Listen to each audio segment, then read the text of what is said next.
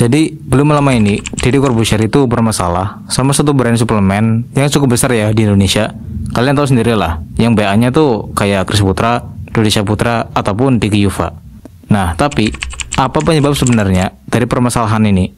Kita masuk ke chapter 2. Saya mau bikin klarifikasi, and this is not gimmick, bukan S3 marketing. Oke, kalau Anda nggak tahu, lihat aja saya punya IG story. Saya dan keluarga saya tidak pernah pakai produk Evolin. Susu tersebut tidak pernah pakai, tidak mau pakai, dan tidak akan pernah pakai. Bahkan buat saya dan keluarga saya, terserah kalian, tapi buat saya dan keluarga saya haramkan untuk dibayar ataupun pakai produk tersebut. Tidak. Kenapa? Begini kisahnya. Produk ini komen terus di sosial media saya dan keluarga saya setiap kali saya latihan atau olahraga. Dan bahkan ada komenan yang mengarahkan seakan-akan kami pakai. No, we are not supporting that brand at all. Saya, I don't even trust it. Kalau kalian percaya silahkan. I'm not. Dan itu hak saya untuk bicara tidak. Oke? Jadi kalau kalian mau campaign, jangan kampungan. Seakan-akan keluarga saya support. No, at all. Dan ini ilmu buat teman-teman semua ya. Ilmu buat teman-teman semua. Jangan pernah berharap badan kalian bisa seperti binaraga tersebut menggunakan susu protein yang kualitasnya. Saya latihan 30 tahun. Saya tahu semua rahasianya.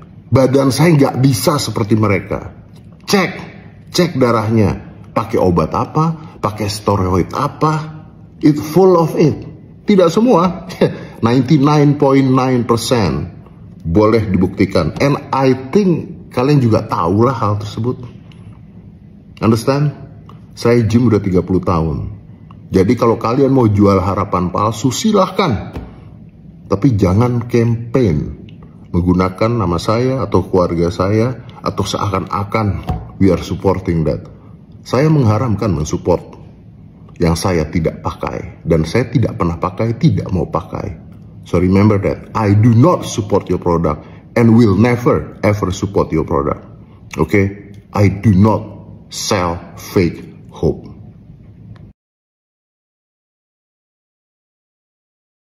Dan dari sini kita bisa ambil pelajaran bahwa kita semua harus sadar di dunia bisnis ini nggak 100% real. Pasti tetap ada kekurangannya. Dan ya udah jadi rahasia umum lah.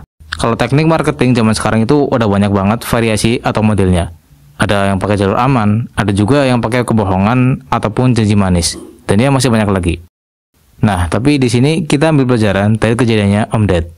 Dan gue setuju sih dengan sebagian besar statementnya Om Ded soal janji palsu. Ya kita semua juga harus hati-hati buat percaya sama iklan. Karena ya yang namanya iklan ya pasti selalu ngasih informasi terbaik dan hal-hal manis. Tapi di satu sisi, kita juga harus sadar dengan realitasnya. Walaupun nggak semua ya, tapi ada aja binaraga yang misalnya iklanin suplemen, tapi mereka ngakunya natural. Yang padahal mereka sendiri pakai performance enhancing drugs atau PED. Entah itu steroid atau apapun itu. Yang pada akhirnya para audiensnya beli produk itu dengan harapan pengen punya badan kayak binaraga yang iklanin produk tersebut. Yang padahal hasilnya juga nggak bakal bisa kayak mereka. Dan kita juga harus paham kalau suplemen itu kan istilahnya sebagai tambahan atau pelengkap aja. Jadi kalau misal kita natural alias nggak pakai PED apapun ya, maka juga kadang seadanya, olahraga juga sekedarnya, kadang juga sibuk sama aktivitas lain dan berharap hanya dengan minum susu suplemen yang diiklanin binaraga sekelas Olimpia bisa langsung punya badan kayak mereka. Absolutely fucking not. Yang mana kalau kita lihat juga sangat-sangat jauh perbandingan effort atau usaha yang dilakuin dengan orang-orang yang bukan atlet. Dan yang namanya atlet ya, pasti lebih fokus daripada yang bukan atlet. Kalau dibandingin sama effort tadi yang orang lain lakuin, seorang atlet itu pasti effortnya lebih gede guys. Apalagi yang sampai masuk Mr. Olympia. Pasti asupannya juga nggak kaleng-kaleng ya. Di samping real food yang banyak, pasti juga ditambah suplemen, vitamin, dan nggak lupa PED-nya juga. Dan lain-lain lah. Dari segi latihan dan istirahatnya juga pasti lebih maksimal. Jadi jangan bandingin, apalagi berharap buat yang natural, yang effortnya nggak segede mereka, yang emang atlet binaraga ya, pengen punya badan kayak mereka cuma dari konsumsi produk yang mereka iklanin. Nggak seindah itu bro. Jadi ya, turunin ekspektasi kalian kalau kalian natural. Dan gue juga sangat menyarankan buat kalian-kalian yang nonton video gue untuk tetap natural. Jangan coba-coba pakai paid jenis apapun, apalagi yang murahan. Jangan sampai kemakan janji manis, apalagi karena harga murah. Sebelum kalian nyesel guys. Karena gini guys, sebenarnya kalaupun kalian natural, kalian masih tetap bisa kok punya badan yang bagus. Yang penting, effort kalian juga harus maksimal, at least dari 3 hal ini, yaitu asupan, latihan atau nge-gym, dan istirahat. Kita bisa ambil contoh dari Enrico Dustin. Kalian bisa punya badan kayak dia dengan tetap natural. Tapi, dari mana kita tahu kalau dia benar-benar natural? Jadi, Enrico Dustin ini memenangkan kompetisi binaraga natural, yaitu WNBF. Dan buat ikutin kompetisi kayak gini, juga nggak tiba-tiba masuk gitu aja guys. Ada persyaratan dan tesnya. Jadi pesertanya itu harus drugs free selama at least 10 tahun ke belakang. Dan nggak sampai di situ, mereka juga bakal dites urin buat memastikan apakah emang benar natural atau enggak. Dan biar lebih mantap lagi, ada tes kebohongan juga guys, yang menanyakan terkait hal ini.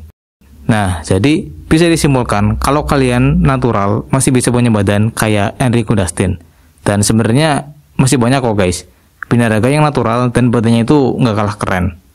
Jadi jangan terapkan di otak atau mindset kalian kalau pengen punya badan bagus harus pakai steroid. No guys. Ya walaupun memang dari segi size, shape, ataupun conditioning nggak bakal bisa menandingi yang pakai paid, kayak misal steroid, jenis Dianabol, tren atau apapun itu. Tapi at least kita masih bisa punya badan yang nggak kalah keren. Dan poin plusnya kita punya kesehatan. Dan sekali lagi gue ingetin ke kalian semua supaya lebih hati-hati, lebih sadar juga dengan iklan apapun itu. Dan juga jangan langsung percaya sama janji manis, hal-hal instan, ataupun harga murah, tapi kualitasnya nggak jelas. Be careful guys. Tapi guys, coba tulis di kolom komen tentang pandangan kalian ngelihat dunia fitness sekarang.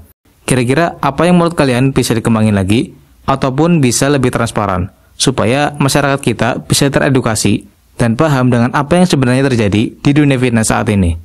Sekaligus, supaya pasar fitness di Indonesia juga makin populer dan punya daya tarik yang besar dan lebih maju. Dan menurut kalian, apa langkah terbaik buat pemerintah untuk ambil peran di sini? Alias, apa yang perlu pemerintah lakuin untuk kemajuan olahraga, gym, ataupun atlet-atlet Indonesia? Supaya atlet kita juga nggak gitu-gitu aja. Coba tulis pendapat atau saran kalian di kolom komen. Dan yap, makasih yang udah nonton.